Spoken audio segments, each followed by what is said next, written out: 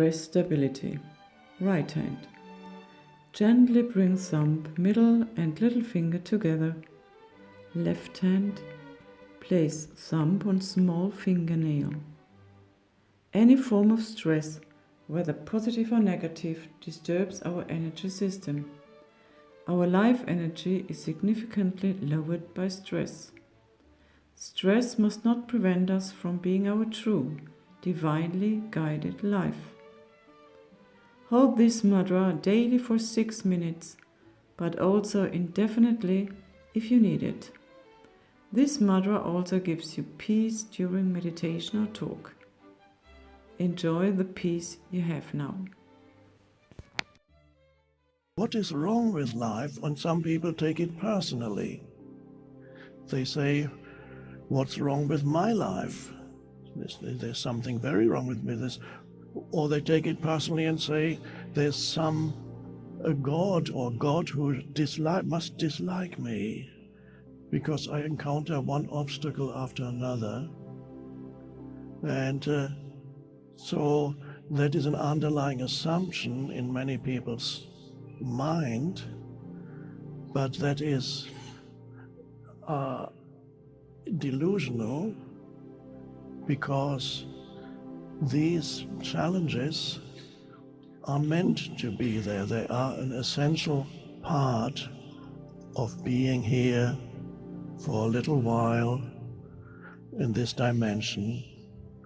And if it were not for the challenges of everyday life, big and small, there would be no awakening of consciousness.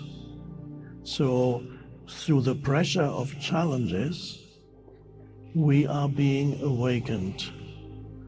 And not only humans, every life form experiences life as precarious and fragile and often difficult.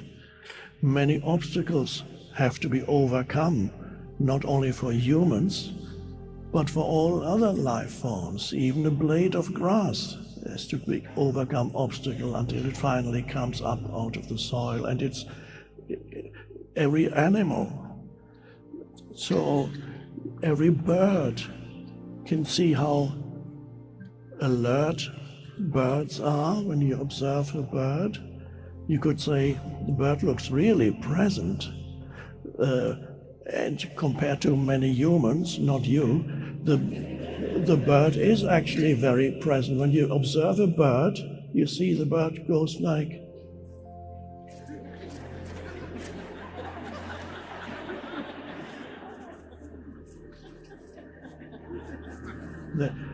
very present. But it's been like that for hundreds of thousands of a million years. It has to be alert, because if this alertness is there, it has survived. This has been generated over thousands and hundreds of thousands of years. That alertness, if the bird, all the birds that were not alert, they disappeared. They got eaten up. The bird was the livelihood, the survival of each individual bird is continuously precarious, and the bird has to be alert. So the bird is being forced into that state of alertness. This is just one little example. And I know from my own life, and many of you know from your life, that you have gone through a certain amount of suffering in life. There were challenges, there were problems, you had to confront them, unhappiness arose, and at some point something shifted in you.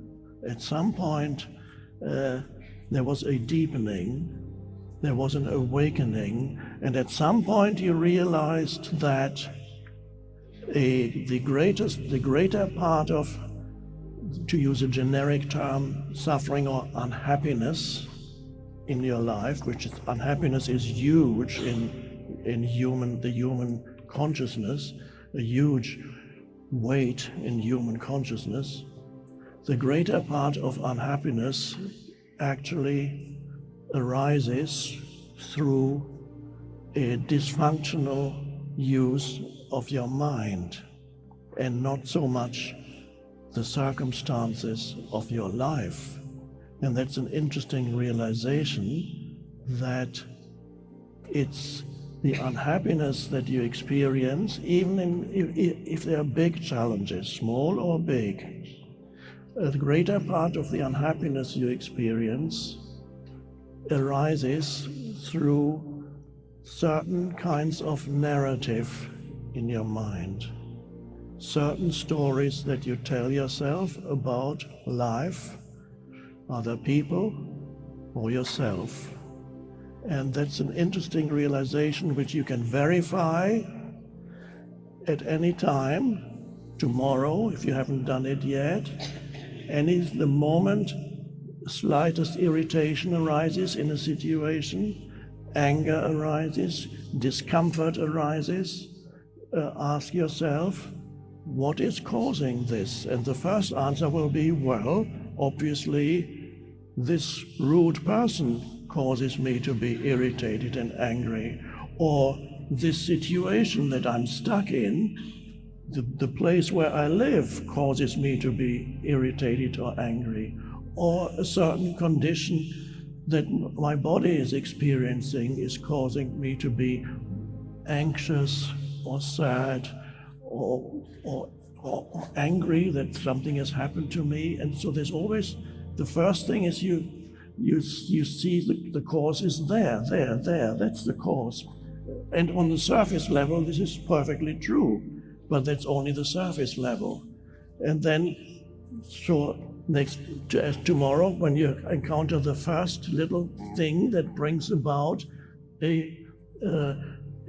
perhaps a minor form of unhappiness in whatever form, to be very alert, like the bird, and say, okay, where does it come from, this situation?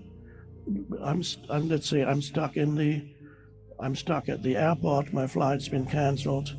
This is a small little situation, not a huge problem, but sometimes you might make it into a huge problem, the mind. So you're there, you feel anxious, angry, irritated. Ultimately, you're suffering. It's a small form of suffering. But this situation is... Now, ask yourself, if I did not add any narrative to this situation that I'm finding myself in, how would I experience this situation? Narrative meaning certain thoughts that go through your mind that refer to the situation. Now, if I did not add ultimately, since we are using an airport analogy or example, this narrative you could consider to be excess baggage that you carry around, and you carry it around in your life. You don't know it, and that becomes the burden of me. It becomes the burden of self, of a heavy sense of self. And you start discovering it in a little situation, like at the airport. You start discovering already the burden of yourself. How would I experience this situation without the excess baggage of my narrative with which I judge the situation? Okay, you have plenty of time because your flight has been cancelled, so you can experiment. Say, okay, now I'm here. Now I am letting go of the narrative. Nothing has changed in the situation. The external situation is still the same.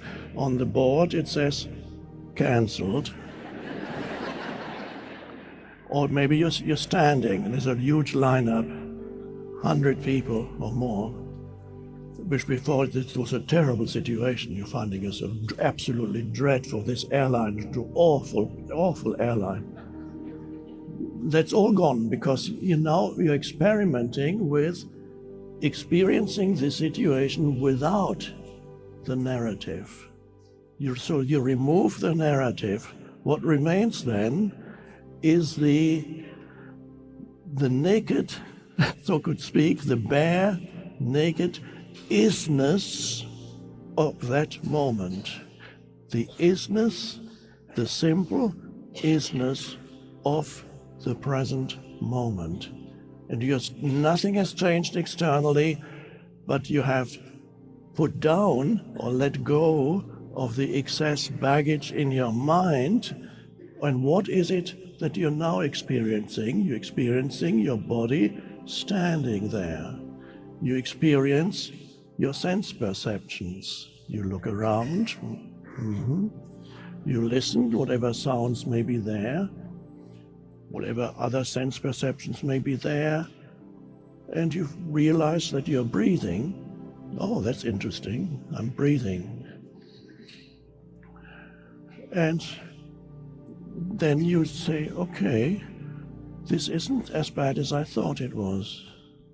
Actually, without the narrative, I feel alive, I feel I'm breathing, and I'm even beginning to feel a little bit of aliveness pervading my body in this moment. I can feel that there's an aliveness in every cell of the body that pervades I feel alive, I'm breathing.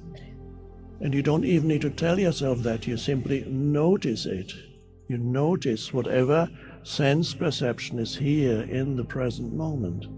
And suddenly you're experiencing the same situation as no longer something that causes you suffering, because you have removed the mental narrative.